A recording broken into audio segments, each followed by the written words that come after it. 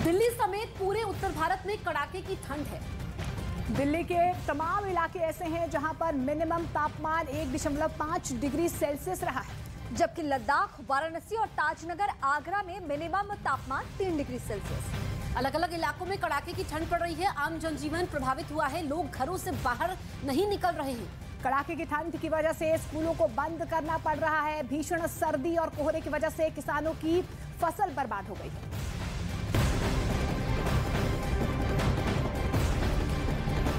और इस बीच एक बड़ी खबर दिल्ली से आ रही है। दिल्ली में कड़ाके की ठंड लगातार जारी है।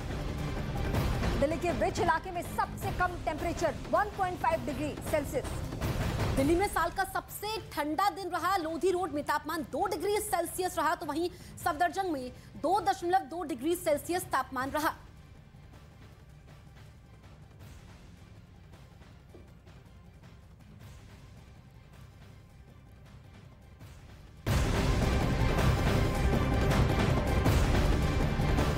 और इस वक्त हम बात करेंगे वाराणसी की। वाराणसी में भी ठंड और कोहरे का कहर लगातार जारी है। ठंड की वजह से आम जनजीवन प्रभावित हुआ है। सर्दी में बुजुर्ग और बच्चों को ज्यादा परेशानी हो रही है।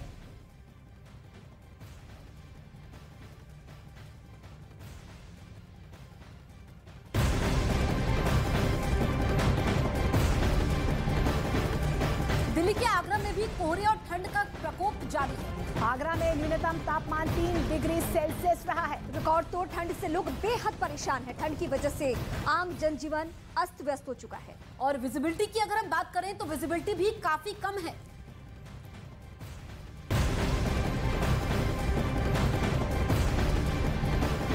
इधर पहाड़ों में हुई बर्फबारी का असर राजधानी दिल्ली समेत कई राज्यों में देखने को मिल रहा है।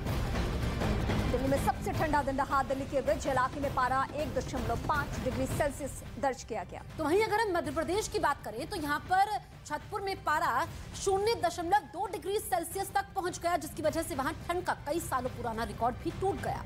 वहीं बिहार की बात करें तो बिहार की राजधानी पटना में भी शीतलहर और घने कोहरे का कहर जारी है। कई फ्लाइट्स जो हैं वो रद्द हो रही हैं। मेयर चुनाव पर दिल्ली में सियासी घमासान। कल सदन में हुए हंगामे पर बीजेपी का राजघाट पर धरना, आम आदमी पार्टी का एलजी दफ्तर के बाहर प्रदर्शन।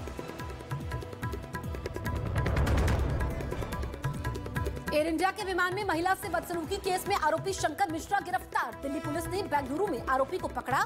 थोड़ी देर में दिल्ली की अदालत में होगी आरोपी की पेशी।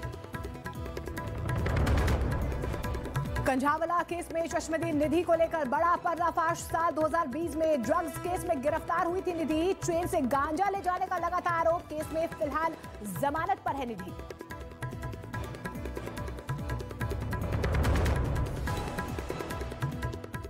अमेरिका और इजराइल के फाइटर जेट ने आसमान में गरज कर ईरान को अपना दम दिखाया था, लेकिन नेतन्याहू के पूर्व सलाहकार अमेरिका को मददगार की नजर से नहीं देखते।